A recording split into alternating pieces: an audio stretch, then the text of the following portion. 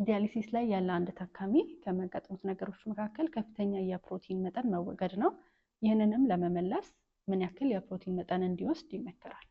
ለዲያሊሲስ ታካሚዎች የፕሮቲን ይዘታቸው የሚወሰነው በሰውነታቸው ክብደት ሲሆን ይህም ደግሞ አንድ የዲያሊሲስ ታካሚ በቀን ውስጥ ምን ያህል ፕሮቲን ማግኘት ይችላል ስንል 1.2 ግራም ፔር ኬጂ ይሆናል። በስታንዳርዱ መሰረት ለምሳሌ 84 ኪሎ ግራም ያለው ሰው ምን ያህል ፕሮቲን መውሰድ አለበት በቀን ብለን ብናስብ በ1.2 አባዝተን የምናገኘው የግራም መጠኑ በቀን ውስጥ መውሰድ ያለበት የፕሮቲን ይዘት ይሆናል።